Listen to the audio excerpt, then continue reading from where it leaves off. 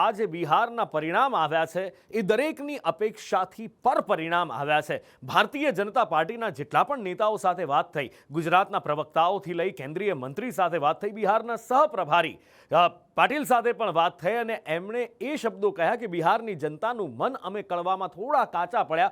અમે તો 160ની ગણતરી રાખી હતી, પણ અત્યારે એનડીએ ગઠબંધનને જે પ્રચંડ બહુમત બિહારની જનતાએ આપ્યો છે એ અકલ્પનીય છે, કારણ કે છેલ્લા લગભગ 1951 પછીનું આ સૌથી વધારે મતદાન હતું આ વખતે, અને આ એક ઐતિહાસિક બહુમત, આ ઐતિહાસિક જનાદેશ આપ્યો છે બિહારની જનતાએ। 202 એનડીએ 202 બેઠકો ઉપર અત્યારે આગળ ચાલી રહી છે। ધીમે ધીમે હવે પરિણામ આવવાના પણ શરૂ થયા છે, પણ આ જે રુઝાન છે 202 અને એની સામે મહાગઠબંધન માત્ર 84 પર સમેટાઈને રહી ગયું છે। કોંગ્રેસના સુપડા સાફ થઈ ગયા છે। આરજેડી જે સૌથી મોટો પક્ષ હતો ગયા વખતે એ 26 ઉપર આવીને અટકી ગયો છે। 75 બેઠકો આરજેડી ગઈ ચૂંટણીમાં જીત્યું હતું, એ 26 બેઠકો ઉપર સમેટાઈને રહી ગયો છે। આ બાજુ ભારતીય જનતા પાર્ટી 94 બેઠક, જેડીયુ 81 બેઠક ઉપર આગળ વધી રહી છે। ભારતીય જનતા પાર્ટી અને જેડીયુ બંનેને પ્રચંડ બહુમત મળ્યો છે, બંનેને ખૂબ ખૂબ પ્રેમ જનતાનો મળ્યો છે, અને એની સાથે સાથે વોટ શેરના આંકડા ચોંકાવી જાય એવા છે, કારણ કે લગભગ 23% વોટ શેર આરજેડીને મળ્યો છે, જેને માત્ર 26 બેઠક મળી છે। એના પછી લગભગ 21થી 22% વોટ શેર ભારતીય જનતા પાર્ટીને મળ્યો છે, અને ત્રીજા નંબરે જેડીયુને 18થી 19% વોટ શેર મળ્યો છે। વધુ માહિતી સાથે મારા સહયોગી સંવાદદાતા અજય યાદવ મારી સાથે લાઈવ જોડાયા છે। અજય, આ જે પરિણામ આવ્યું છે એ ખરેખરમાં દરેકની કલ્પનાથી પર છે, ત્યાં સુધી કે ભારતીય જનતા પાર્ટીના નેતાઓને પણ આટલી કલ્પના નહોતી કે 200+ સીટો મળશે, અને શું કારણ છે આની પાછળ કે બિહારની જનતાએ એનડીએ ગઠબંધન પર આટલો વિશ્વાસ રાખ્યો, આટલો પ્રેમ આપ્યો?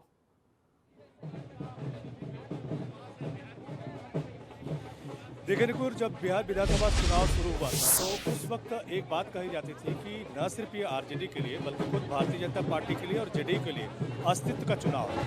उस भारतीय जनता पार्टी के लिए अस्तित्व का चुनाव कहा जा रहा था जिसकी केंद्र में सत्ता है, और खुद पिछले 20 सालों से जेडीयू के साथ मिलकर के भारतीय जनता पार्टी सरकार चला रही है। तो उसका एक सबसे बड़ा कारण यही माना जा रहा था कि अगर एनडीए बिहार में लूज करती है तो कहीं कहीं उसका असर केंद्र की सरकार के ऊपर पड़ता हुआ दिखाई देगा, क्योंकि जेडीयू के सहयोग से कहीं कहीं केंद्र की सत्ता चलती हुई दिखाई दे रही है, और वहीं दूसरी तरफ बात करें तेलुगु देशम की सत्ता से, तो माना जा रहा था इसमें पूरा असर पड़ेगा।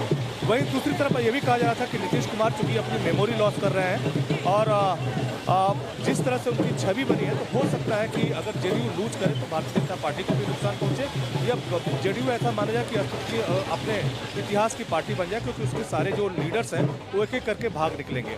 वहीं आरजेडी के लिए कहा जा रहा था कि अगर आरजेडी इस बार नहीं जीतेगी तो चूंकि लंबे समय से सत्ता से दूर है और उसके खिलाफ लगातार कुशासन या गुंडा राज का आरोप लगते रहे हैं, तो हो सकता है कि तेजस्वी भी उसको संभाल नहीं पाए। तो तमाम सारे प्रयासों के बीच ये जरूर है कि गृह मंत्री अमित शाह की तरफ से दावा किया जा रहा था कि इस बार के बिहार विधानसभा चुनाव में 160 से ज्यादा सीटें भारतीय जनता पार्टी और उसके सहयोगी दल जीतेंगे, और ठीक वैसा ही देखने को मिल रहा है। इस वक्त सबसे पहले एक नज़ारा मैं दिखाने चाहूँगा, ये भारतीय जनता पार्टी का मुख्यालय है। आपने देखा होगा कि जब भी किसी राज्य में भारतीय जनता पार्टी या उसके सहयोगी जीतते हैं तो इसी भारतीय जनता पार्टी के मुख्यालय पे जश्न होता है, और प्रधानमंत्री नरेंद्र मोदी आते हैं और अपना संबोधन देते हैं, और इस दिन प्रधानमंत्री नरेंद्र मोदी का संबोधन लोग जरूर सुनना चाहते हैं। वहीं दूसरी तरफ एक और नज़ारा दिखाना चाहूँगा जो भारतीय जनता पार्टी के मुख्यालय पे पहली बार देखने को मिल रहा है, कि आप देखेंगे एक लंबा सा स्टॉल यहाँ पे जो पब्लिक खड़ी हुई दिखाई दे रही है, लिट्टी चोखा स्टॉल लगाया गया है। पहले अमूमन ऐसा नहीं लगता था, लेकिन इसको लिट्टी चोखा सेलिब्रेशन कहा जा रहा है कि जो भी लोग आ रहा है उसको सबसे पहले बिहार का जो प्रमुख भोजन है या पारंपरिक भोजन है, लिट्टी चोखा उसको खिलाया जा रहा है और इस जीत को सेलिब्रेट किया जा रहा है। लेकिन जैसा आपने कहा कि इस जीत का कारण क्या है, तो निश्चित तौर पर जो पिछले विधानसभा चुनाव में जब नीतीश कुमार जब विधानसभा चुनाव लड़ रहे थे तो उस वक्त चिराग पासवान जो है उनके खिलाफ कैंपेन कर रहे थे, और कहीं न कहीं उसका असर नीतीश कुमार के ऊपर पड़ा था। भारतीय जनता पार्टी जेडीयू से बड़ी पार्टी बनी थी और नीतीश कुमार काफ़ी कम संख्या में आए थे। लेकिन इस बार चूंकि उनकी लाडली बहन योजना है और साथ ही साथ उन्होंने ऐसी कामकाजी महिलाएं जो कि एक ग्रुप से जुड़ करके वहाँ पे काम करती हैं, उनको 10-10 हज़ार लोन मुहैया कराया लगभग सभी महिलाओं को जो जीविका दीदी के नाम से जाने जाती हैं, और साथ ही साथ 1 करोड़ रोजगार देने का भी वादा किया। आपको याद होगा कि तेजस्वी यादव की तरफ से एक बयान दिया गया था जिसमें यह कहा गया था कि अगर वो जीतते हैं तो ऐसे परिवारों को टारगेट करेंगे जहाँ पे सरकारी नौकरियाँ नहीं है, तो हर परिवार को सरकारी नौकरी देंगे। तो उसके कार्ड के तौर पर रोजगार भी रखा, जीविका दीदी को नीतीश कुमार की तरफ से 10-10 हज़ार की सहायता दी गई और साथ ही साथ ये भी कहा गया कि अगर जीविका दीदी का कोई ऐसा प्रपोजल होगा जो पसंद आएगा तो उनको 2 लाख रुपए तक दिया जा सकता है। तो करीब करीब सभी जीविका दीदियों को, जिनकी संख्या लाखों में है, भारतीय जनता पार्टी या एनडीए की सरकार की तरफ से वहाँ पे फंड मुहैया कराया गया। और साथ ही साथ नीतीश कुमार की इमेज जो है निश्चित तौर पे सुशासन बाबू के तौर पे है और उनकी इमेज कहीं कहीं भारतीय जनता पार्टी के सपोर्ट में काम करती हुई दिखाई दी और उस दोनों का मिला जुला जो असर है इस टाइप से दिखाई दिया कि आज भारतीय जनता पार्टी जो है 202 के ऊपर दिखाई दे रही है।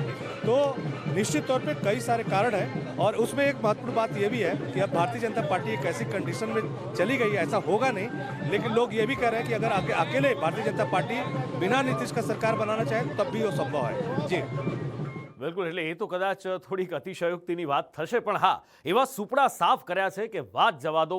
સામે જે મહાગઠબંધનના મુખ્યમંત્રી પદના ઉમેદવાર ગણાતા હતા એ તેજસ્વી યાદવ અત્યારે જીત માટે સંઘર્ષ કરી રહ્યા છે, અને એ પણ પોતાની પરંપરાગત બેઠક પર આટલી ભવ્ય જીત એનડીએ ગઠબંધને અહીંયા મેળવી છે, ને એટલે જ વડાપ્રધાન નરેન્દ્ર મોદીએ પણ ખૂબ ખૂબ શુભકામનાઓ આપી છે. એક ટ્વીટ કર્યું છે વડાપ્રધાન નરેન્દ્ર મોદીએ, અને એમાં કહ્યું છે કે બિહારમાં સુશાસન અને વિકાસની આ જીત છે. લોકોએ એનડીએ અને ભાજપ જેડીયુના વિઝનને જોઈ અને આ બહુમત આપ્યા છે, અને પ્રચંડ જનાદેશ જ્યારે મળે છે ત્યારે કામ કરવાની શક્તિ પણ મળે છે. સાથે જ નીતિશ કુમારને શુભેચ્છા પણ આપી છે, અને એક વાત અહીંયા નિશ્ચિત થઈ ચૂકી છે કે નીતિશ કુમાર જ મુખ્યમંત્રી બનશે, ભલે ભારતીય જનતા પાર્ટીને જેડીયુ કરતાં વધારે સીટો કેમ ન મળી.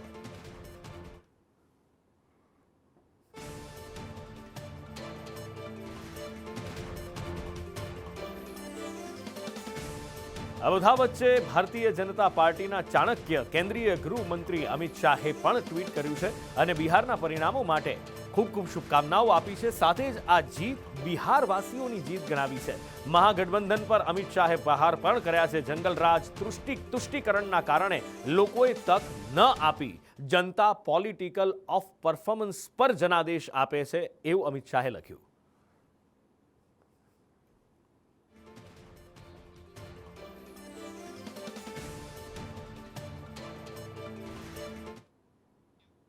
ચૂંટણીના પરિણામો આવ્યા અને એનડીએનો ભવ્ય વિજય થયો છે. ઐતિહાસિક વિજય કદાચ કહીએ તો પણ ખોટું નથી, કારણ કે આ ઐતિહાસિક વિજય અત્યાર સુધીની બિહારની વિધાનસભાની ચૂંટણીમાં સૌથી મોટી જીત એનડીએને મળી છે. ભાજપ કાર્યાલય ઉપર ઐતિહાસિક જીતનો ભવ્ય જશ્ન મનાવવામાં આવી રહ્યો છે. બીજી તરફ જેડીયુના કાર્યકરો પણ ઉજવણી કરી રહ્યા છે.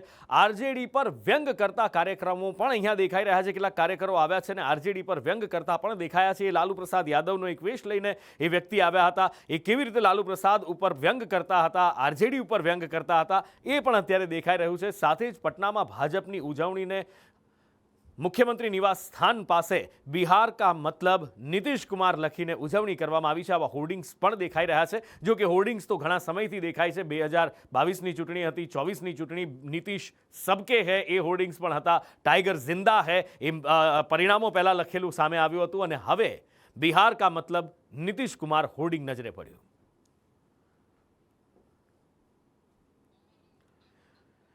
બિહારથી લઈ અને ગુજરાત સુધી આ જીતની ઉજવણી કરવામાં આવી રહી છે. દિલ્હીમાં પણ મુખ્ય કાર્યાલય પર ઉજવણી કરવામાં આવી રહી છે, અને અહીંયા પ્રદેશ કાર્યાલય પર પણ ગુજરાતમાં પણ ઉજવણી કરવામાં આવી છે. પ્રદેશ પ્રમુખ દ્વારા પ્રેસ કોન્ફરન્સ પણ કરવામાં આવી હતી. હિરેન મારી સાથે લાઈવ ગાંધીનગરથી જોડાયા છે. જી હિરેન. સ્વાભાવિક રીતે ભારતીય જનતા પાર્ટીના કોઈ પણ રાજ્યમાં હોય અને એમાં ગુજરાતનો રોલ ન હોય એ નવાઈની વાત કહેવાય, કારણ કે ગુજરાત ભાજપ મજબૂત તૈયાર થયેલું છે કે કોઈ પણ રાજ્યમાં ચૂંટણી હોય તો ભાજપના કાર્યકર્તાઓ, ધારાસભ્યો અને નેતાઓ ત્યાં ચૂંટણી પ્રચાર માટે જતા હોય છે. સભ્યો અને નેતાઓ ત્યાં ચૂંટણી પ્રચાર માટે જતા હોય છે. બિહારમાં પણ લગભગ 2000 જેટલા કાર્યકર્તાઓ, ધારાસભ્યોથી લઈ અને સિનિયર નેતાઓ આ બિહાર ચૂંટણીની અંદર અલગ અલગ વિધાનસભાની અંદર તેઓ જવાબદારી સંભાળેલી હતી. અત્યારે જે પરિણામો આવી રહ્યા છે એમાં લગભગ ગત વિધાનસભાની ચૂંટણીના પરિણામો કરતાં 82 જેટલી બેઠકો છે એ એનડીએને વધારે મળી છે. એમાં ભારતીય જનતા પાર્ટી પણ અત્યારે સૌથી મોટી પાર્ટી તરીકે ઉભરી આવી છે. એના ગઠબંધનના દળો સાથે રહી અને પૂર્ણ બહુમતી સાથે સરકાર બનાવશે. લગભગ 202 થી 203ની સીટો ઉપર અત્યારે લીડ એનડીએ અત્યારે ચાલી રહી છે. એનું સીધું કારણ છે કે એની અસર ગુજરાત ભારતીય જનતા પાર્ટીના કાર્યાલય પર પણ જોવા મળી રહી છે. પ્રદેશ પ્રમુખ જગદીશ વિશ્વકર્મા અને મુખ્યમંત્રી ભૂપેન્દ્ર પટેલ આ બંને અહીંયા પહોંચ્યા હતા, જીતની ઉજવણી કરી અને બિહારવાસીઓને અભિનંદન આપ્યા હતા. સાથે પરિવારવાદ, ભ્રષ્ટાચાર અને જંગલરાજને જાકારો બિહારમાંથી મળ્યો છે એ પ્રકારે એમનું કહેવું છે. બિહારની ચૂંટણી અને એના મેનેજમેન્ટમાં જોઈએ તો અમિત શાહ ત્યાંના સંગઠન મહામંત્રી કે જે પાર્ટીની સંપૂર્ણ જવાબદારી જેની પાસે રહેતા હોય છે એવા સંગઠન મહામંત્રી કે લાંબો સમય સુધી ગુજરાતમાં જેનો અનુભવ રહ્યો છે ભીખુ દલસાણિયા ત્યાં બિહાર પ્રદેશના સંગઠન મંત્રી છે, એટલે એમની ત્યાંની રણનીતિ. સાથે સી.આર. પાટીલ આખા ચૂંટણી કેમ્પેનના ત્યાંના સહપ્રભારી હતા અને જે ટફ ગણાતી 29 થી 30 જેટલી જે સીટો હતી એ તમામ સીટો સી.આર. પાટીલને આપવામાં આવી હતી, જેમાંથી એક સીટને બાદ કરતાં મોટાભાગની સીટો છે એ ભારતીય જનતા પાર્ટી જીતી છે. આ ઉપરાંત સાંસદ, ધારાસભ્યો અને કાર્યકર્તાઓ લગભગ 2000 જેટલા લોકો હતા કે જે અલગ અલગ બેઠકો પર ત્યાં પ્રચાર વગેરેમાં ગયા હતા અને એની ખુશી ક્યાંક ગુજરાત ભાજપના કાર્યકર્તાઓમાં પણ છે, કારણ કે એમને ત્યાં જઈ અને પ્રચાર કર્યો છે. અને આ જ સ્થિતિ જે છે એ દરેક રાજ્યમાં જોવા મળતી હોય છે. બિહાર પછી હવે પશ્ચિમ બંગાળ તરફ આ તમામ જે કાર્યકર્તાઓ, નેતાઓ છે એમની નજર રહેલી છે. હવે બિલકુલ હિરેન, માહિતી બદલ આભાર. અને આ જે જીત મળી છે, પ્રચંડ જીત, એનો બધી જ જગ્યાએ સર્વત્ર એની ઉજવણી કરવામાં આવી રહી છે. ગુજરાતમાં પણ ગાંધીનગરથી લઈ સુરત સુધી ઉજવણી કરવામાં આવી રહી છે. સુરત ભાજપ કાર્યાલય પર ઢોલ નગારા સાથે ઉજવણી કરવામાં આવી. ભારતીય જનતા પાર્ટીના કાર્યકર્તાઓ ઢોલ નગારાના તાલ પર ઝૂમતા જોવા મળ્યા. મહિલા કાર્યકરોએ 1 મહિનાથી બિહારમાં પ્રચારની કમાન સંભાળી હતી.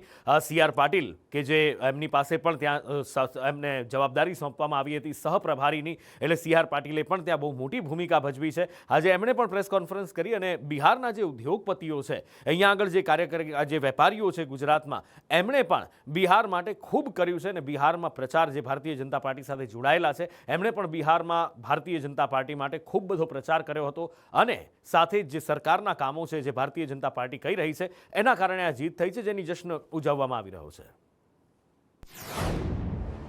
બિહારના ઇલેક્શનમાં એનડીએને પૂર્ણ બહુમતથી આજે જીત મળી છે. જાતિવાદની રાજનીતિનો આજે હાર થયો છે અને વિકાસની રાજનીતિની આજે જીત થઈ છે. આદરણીય પ્રધાનમંત્રીશ્રીનો મંત્ર છે નવા ભારતના ને વિકસિત ભારતના જે સંકલ્પ છે 2047નો, સમગ્ર ભારતમાં બિહારે પહેલ કરી છે, એક સંદેશો આપ્યો છે કે ભારતીય જનતા પાર્ટીની સુરત મહાનગરપાલિકાની ઓફિસ ઉપર આજે કાર્યકર્તાઓ મોટી સંખ્યામાં ઉપસ્થિત છે. જે રીતે ભવ્ય વિજય એનડીએનો થઈ રહ્યો છે, બહુમતીથી સરકાર બની રહી છે. દિલ્હીમાં ભવ્યાતિ ભવ્ય ઉજવણી થઈ છે. ભારતીય જનતા પાર્ટીનું મુખ્યાલય અહીંયા આવેલું છે અને ત્યાં ફટાકડા ફોડીને ઉજવણી કરાઈ. હમણાં જ અજય યાદવ, અમારા દિલ્હીના સહયોગી સંવાદદાતા, અમારી સાથે જોડાયા હતા. એમણે કહ્યું કે કેવી રીતે ત્યાં લીટ્ટી ચોખાના ભોજનનું આયોજન કરવામાં આવ્યું છે. જે પણ લોકો આવે છે, બિહારનું પારંપરિક ભોજન લીટ્ટી ચોખા એમને પીરસવામાં આવી રહ્યું છે. એની સાથે સાથે કાર્યકર્તાઓ અહીંયા હનુમાનજીના ગેટઅપમાં પણ આવ્યા હતા. કેટલાક સમર્થકો પણ હતા જે હનુમાનજીના ગેટઅપમાં આવ્યા હતા અને ભાજપની જીતની ઉજવણી કરી.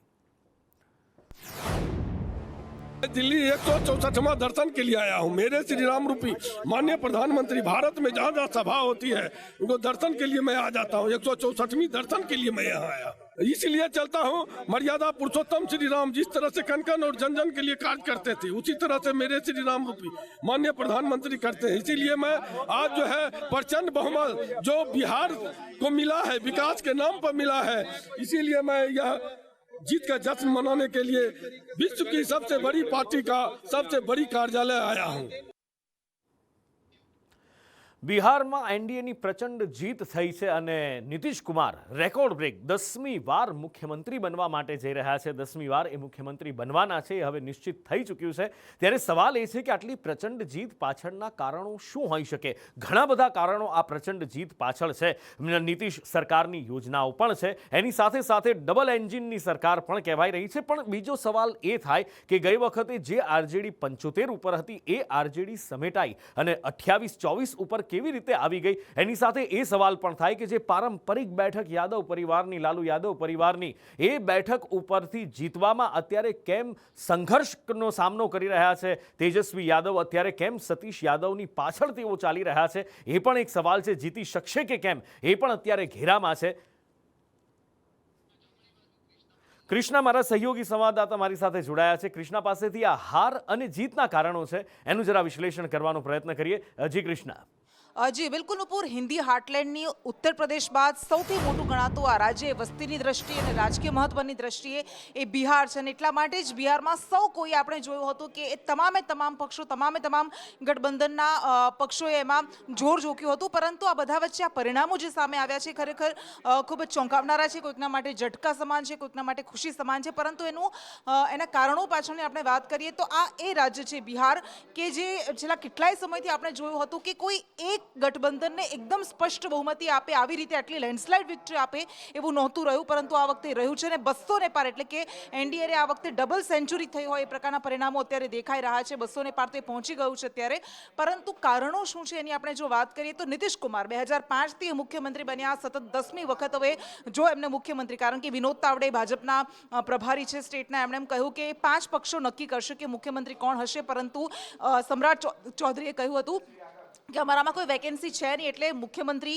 નીતિશ કુમાર બનશે. જો કે એ ભારતીય જનતા પાર્ટીની રાજકીય મજબૂરી પણ છે કે કેન્દ્રમાં પણ એમને સાથે રાખવાના છે એટલે એ બનશે, પરંતુ સૌથી મોટો સવાલ એ છે કે કારણ શું રહ્યું? તો પહેલું કારણ એ છે કે નવું એમ ફેક્ટર મહિલાઓ, જે આપણે જોયું હતું કે મધ્યપ્રદેશમાં, મહારાષ્ટ્રમાં, હરિયાણામાં જે સ્કીમ્સ મહિલાઓ માટે ચૂંટણી પહેલાં થોડા સમય પહેલાં લાવવામાં આવી હતી, થોડા મહિનાઓ પહેલાં એમના ખાતામાં ડાયરેક્ટ જે રાશિ જમા કરવામાં આવી હતી, આ વખતે રાશિ ઘણી વધારી દેવાઈ અને મુખ્યમંત્રી મહિલા રોજગાર યોજના અંતર્ગત 10,000ની રકમ 1 કરોડ કરતાં પણ વધારે મહિલાઓના ખાતામાં જમા કરવાની જે વાત કરાઈ, પહેલું ઇન્સ્ટોલમેન્ટ લાખો મહિલાઓના ખાતામાં નાખી પણ દેવાયું. એ એક બહુ મોટું કારણ માનવામાં આવી રહ્યું છે કે ભારતીય જનતા પાર્ટીની તરફેણમાં 8.8% જે વધારે મહિલા વોટર્સે આ વખતે વોટ કર્યા છે, એમાં એક બહુ મોટો ફાળો તેમની તરફેણમાં ગયો હોય એવું સ્પષ્ટ માનવામાં આવી રહ્યું છે. બીજું કારણ એ પણ છે કે 2016માં દારૂબંધી જે લાગુ કરવામાં આવી હતી, નીતિશ કુમારે લાગુ કરી હતી, એ પણ એક કારણ છે, કારણ કે મહિલાઓએ આ નિર્ણયને વધાવ્યો હતો, ત્રસ્ત થઈ ગઈ હતી દારૂના દૂષણથી.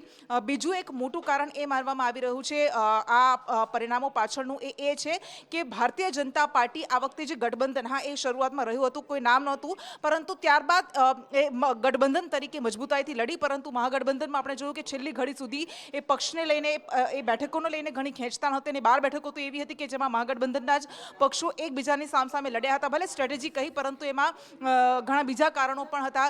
ત્રીજું એક મોટું કારણ એ છે કે ચિરાગ પાસવાન, ગઈ વખતે ચિરાગ પાસવાનને કારણે નીતિશ કુમારને 30 કરતાં વધારે બેઠકો પર હારનો સામનો કરવો પડ્યો હતો. આ વખતે ચિરાગ પાસવાનને જ આ ગઠબંધનમાં જોડી લેવામાં આવ્યા અને પરિણામે 21 એવી બેઠકો છે કે જે જેડીયુ ગર વખતે હારી હતી એ આ બેઠક જીતી ગઈ છે, કારણ કે ચિરાગ પાસવાન આ વખતે આ ગઠબંધનમાં સામેલ હતા. બીજું એક કારણ સોશિયલ એન્જિનિયરિંગ, જે ખૂબ મહત્વનું ગણાય છે બિહારના પોલિટિક્સમાં, એ છે કે અત્યાર સુધી એનડીએનો કોર વોટર એ નોન યાદવ ઓબીસી રહ્યો હતો, એ સવર્ણ રહ્યો હતો, પરંતુ આ વખતે એ મહાદલિત ચિરાગ પાસવાન અને ઉપેન્દ્ર કુશવાહાને સાથે જોડીને એ મહાદલિત વોટરને પણ સાધવાની કોશિશ કરવામાં આવી અને એમાં એક મહદઅંશે સફળ રહ્યો છે. આ બધા જે કારણ છે. અને બીજું એક બહુ મોટું કારણ એ છે જંગલરાજનું નેરેટિવ, જે આપણે જોયું હતું કે પ્રધાનમંત્રી નરેન્દ્ર મોદીએ ભાષણ આપ્યા હોય, અમિત શાહે આપ્યા હોય કે અન્ય નેતાઓએ, એ દરેક પોતાની સ્પીચમાં કહેતા હતા કે જંગલરાજને બિહારની જનતા ક્યારેય નહીં ભૂલી શકે, જે લાલુ પ્રસાદ યાદવના 1990થી 2005ના શાસનમાં બિહારે જોયું હતું. કાયદો અને વ્યવસ્થાના ચિત્રા ઉડ્યા હતા, ગેંગસ્ટર્સનું રાજ આવી ગયું હતું એ રીતે, અને આ નેરેટિવ પણ સફળ થયું હોય, કારણ કે મહદઅંશે તુલનાત્મક રીતે આપણે જોઈએ તો બહુ વધારે નહીં, પણ તુલનાત્મક રીતે એ કાયદો અને વ્યવસ્થા જાળવી શકાયા, તો એક નેરેટિવ પણ કામ કરી ગયું હોય એવું દેખાઈ રહ્યું છે. નુપુર, બિલકુલ. અને બિહારમાં અત્યાર સુધી કોંગ્રેસનું આ સૌથી કંગાળ પ્રદર્શન પણ રહ્યું છે. ઘણા બધા ફેક્ટર્સ છે, એનડીએની, જેડીયુની, ભારતીય જનતા પાર્ટી, એલજેપી, આ બધાને આટલી બધી સીટો મળવા પાછળ પણ કોંગ્રેસ માટે આ બહુ જ મોટી ચિંતાનો વિષય છે, કારણ કે સૌથી કંગાળ પ્રદર્શન કોંગ્રેસનું રહ્યું છે અને એના ઉપર કોંગ્રેસના પૂર્વ નેતા પ્રમોદ કૃષ્ણા વરસ્યા છે રાહુલ ગાંધી પર. કોંગ્રેસનો એક મજબૂત સનાતની ચહેરો હતા પ્રમોદ કૃષ્ણમ, પણ કોંગ્રેસ સાથે છેડો ફાડી દીધો અને હવે એમણે કહ્યું છે રાહુલ ગાંધીને કે મોદી માટે અપશબ્દો કહેવા સરળ છે, પણ મોદી બનવું ઘણું અઘરું છે. मोदी को गाली देना बहुत आसान है, लेकिन मोदी बनना बहुत मुश्किल है. मोदी बनने के लिए तिल तिल जलना पड़ता है, तपना पड़ता है, राष्ट्र की मिट्टी के प्रति समर्पित होना पड़ता है. और राहुल गांधी जी, आपने नरेंद्र मोदी को चौकीदार चोर कहा था ना, उसका हश्र देखा. राफेल चोर कहा था ना, उसका हश्र देखा. जिस तरह चौकीदार चोर के नारे का हश्र हुआ, उसी तरह आज बिहार की जनता ने आपके मुंह पे तमाचा मारा है. वोट चोर के नारे का हश्र वैसा ही हुआ है जिस तरह राफेल चोर और चौकीदार चोर के नारे का हश्र हुआ. आज बिहार की जनता ने जो मैसेज दिया है उसकी गूंज भारत में नहीं पूरी दुनिया में गई है। जब तक आप नरेंद्र मोदी के दामन पे दाग लगाने की साजिश करते रहोगे, तब तक इस देश की जनता तुम्हें आईना दिखाती रहेगी।